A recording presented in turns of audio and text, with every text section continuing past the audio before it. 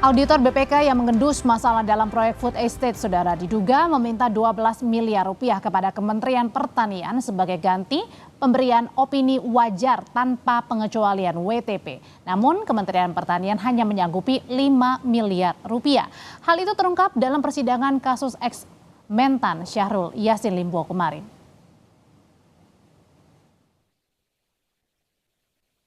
Fakta mengejutkan terus terungkap dalam sidang kasus dugaan pemerasan dan gratifikasi dengan terdakwa mantan Menteri Pertanian Syahrul Yassin Limpo. Korupsi Syahrul Yassin Limpo mulai dari uang makan per hari 3 juta rupiah hingga sewa jet pribadi untuk perjalanan ke luar negeri. Kemarin salah satu saksi yaitu Sekretaris Ditjen Prasarana dan Sarana Pertanian Kementan, Hermanto, mengungkap adanya permintaan uang sebesar 12 miliar rupiah dari Auditor Badan Pemeriksa Keuangan atau BPK ke Kementerian Pertanian.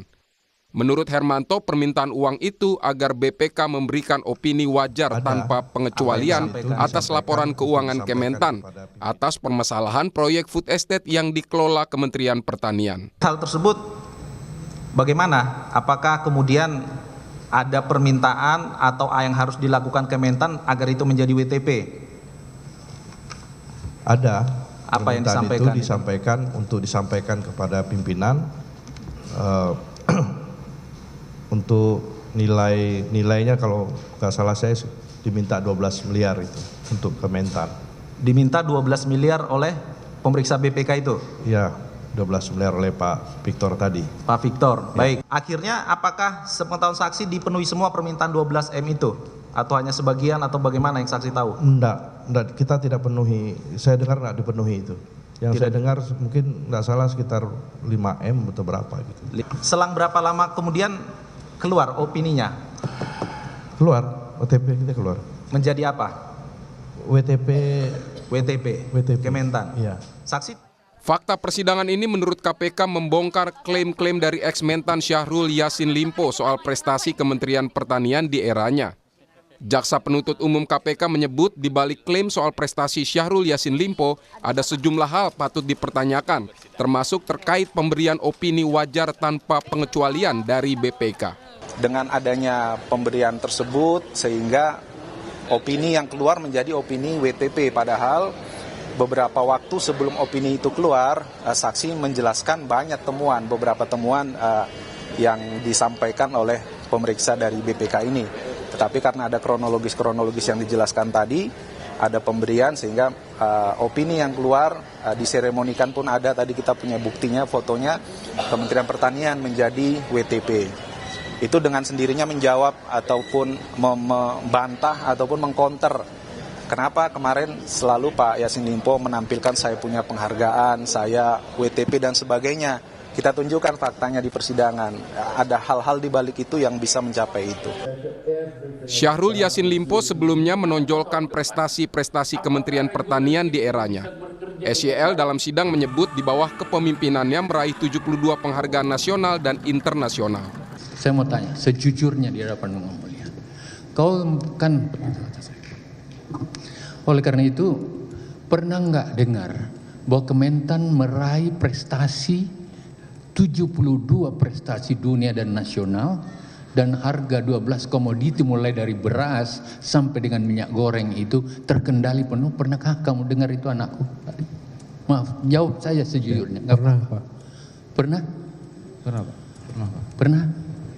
Termasuk 72 penghargaan itu termasuk penghargaan KPK, pernah dengar? Pernah, Pak. Pernah? Pernah. Oke. Sebelumnya dalam sidang sejumlah saksi menyatakan Syahrul Yassin Limpo menggunakan dana Kementerian Pertanian untuk keperluan pribadi, antara lain kartu kredit 215 juta rupiah, pemeliharaan apartemen 300 juta rupiah, angsuran mobil 43 juta rupiah per bulan, hewan kurban 1,6 miliar rupiah, operasional rumah dinas Widya Chandra 3 juta rupiah per hari, dan gaji pembantu di rumah Makassar 35 juta rupiah.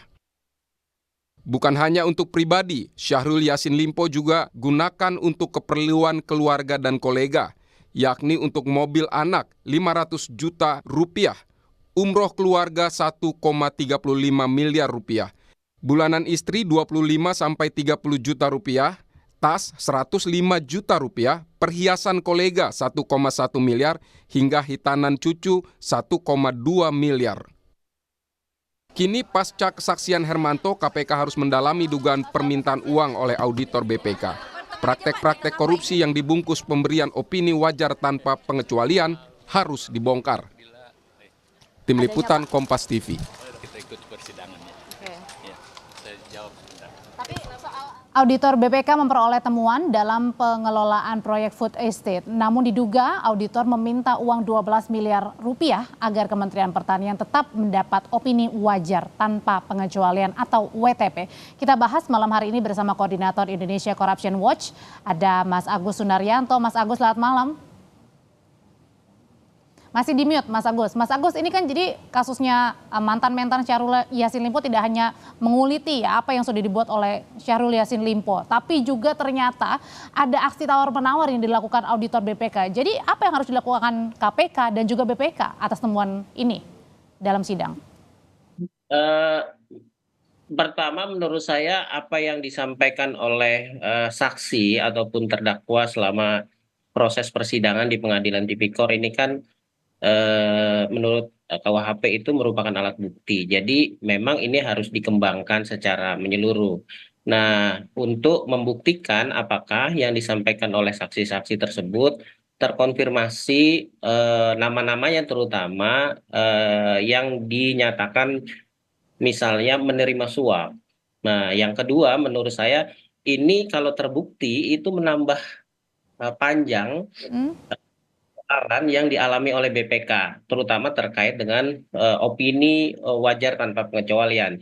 Artinya ini WTP ini seolah-olah menjadi komoditas tersendiri yang bisa diperjualbelikan dalam kerangka untuk memoles bahwa lembaga itu laporan keuangannya baik. Padahal menurut saya cukup banyak kasus kementerian atau lembaga yang sudah mendapatkan WTP pun kemudian terjerat kasus korupsi di institusinya.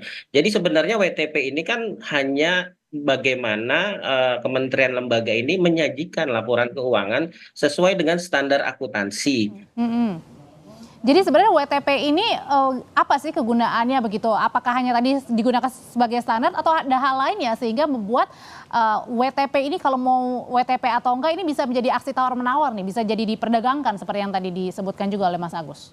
Ya, sebagai sebuah institusi yang mengelola keuangan negara, tentu dia harus menyajikan laporan keuangannya dengan baik. Karena konsekuensinya kalau opininya buruk, tentu akan berkonsekuensi juga terhadap keuangan di tahun berikutnya. Bisa saja uangnya alokasinya dan lain-lain karena dianggap tidak menyajikan laporan dengan baik. Kan itu nanti akan dicek juga soal bukti-bukti dan lain-lain. Dan ini sebenarnya juga bukan persoalan pertama. Ada kasus-kasus lain, mungkin kita pernah ingat juga ada auditor yang terlibat di kasus opini WTP di Kemendes, kalau tidak salah. Jauh sebelumnya ada juga di Kementerian Transmigrasi, seingat saya. Kemudian di daerah itu juga cukup banyak yang kemudian... Jadi dagang opini WTP ini sudah biasa terjadi? Bukan yang pertama, jadi sudah sering kali terjadi. Jadi ini seharusnya jadi alat ukur bagi Kementerian Keuangan, bahkan Presiden untuk menilai kembali apakah kemudian WTP ini menjadi salah satu alat ukur saja untuk menilai kinerja, transparansi, dan akuntabilitas.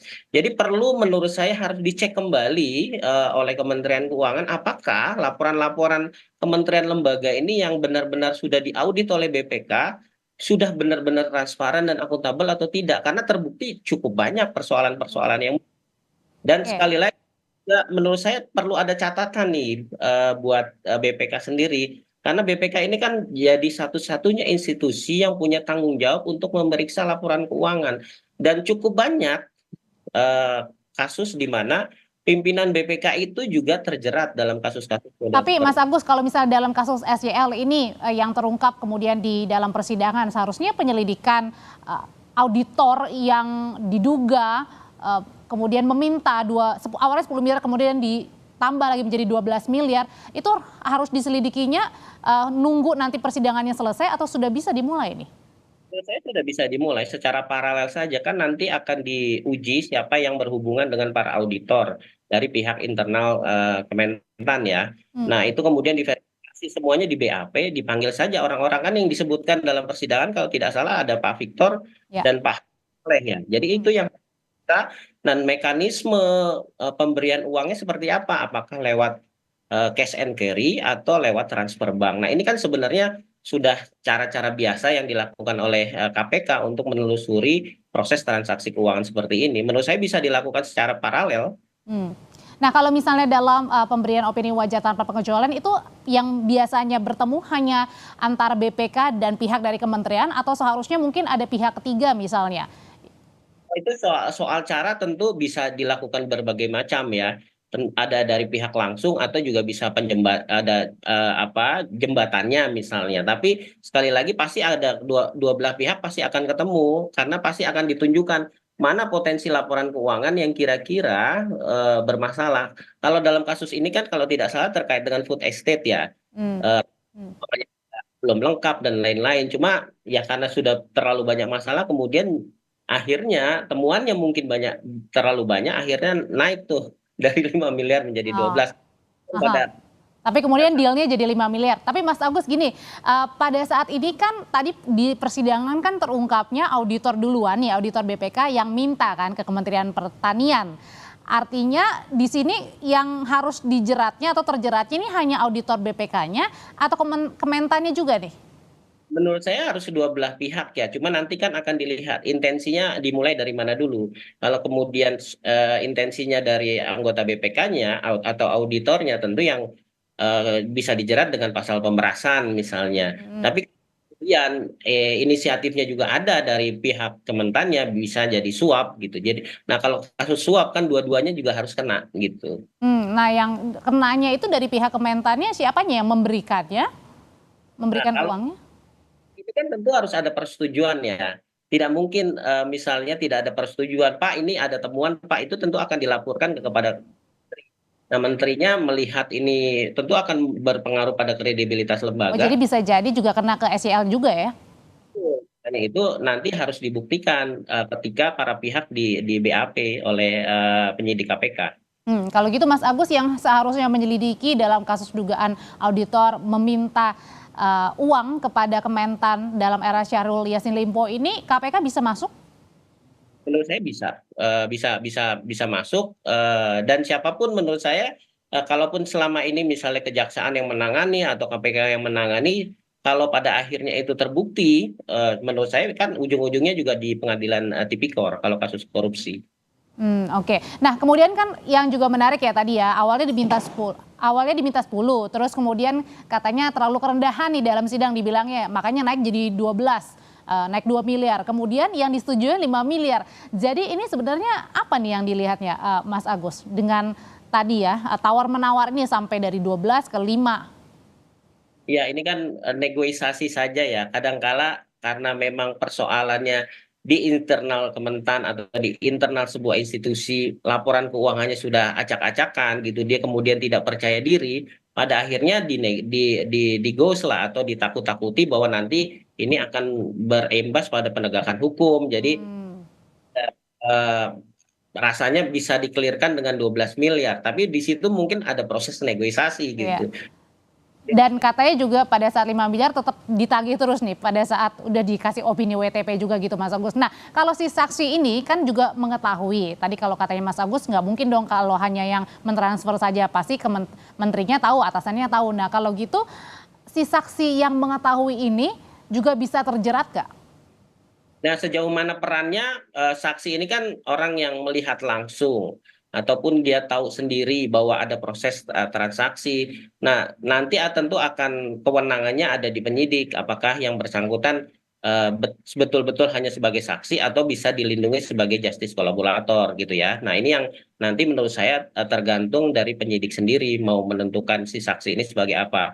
Kalau misalnya perannya ternyata banyak membantu proses penyidikan dalam kasus pemerasan ataupun suap penyuap dan ini ternyata perannya sangat banyak, menurut saya itu bisa dilindungi ya. Yang penting siapa yang paling bertanggung jawab, kemudian intensi awalnya itu dari mana, menurut saya itu yang nanti harus ditekankan oleh penyidik ke depan gitu. Kalau ada dagangan opini wajar tanpa pengecualian yang kemudian diduga ini dilakukan oleh BPK, nah ini gimana nanti ke depannya dengan kementerian-kementerian lain nih? Ini baru satu kementerian.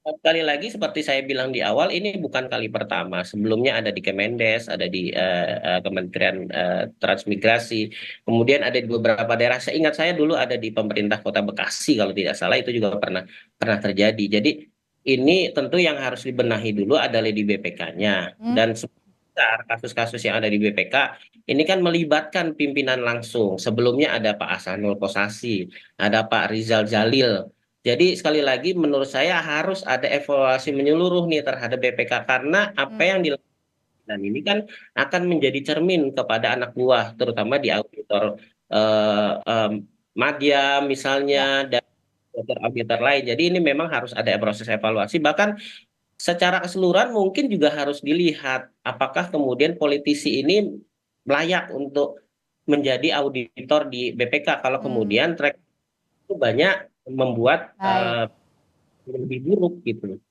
Berarti artinya harus ada audit yang menyeluruh ya di Badan Pemeriksa Keuangan. Terima kasih Koordinator Indonesia Corruption Watch Agus Sunaryanto. Sehat selalu Mas Agus.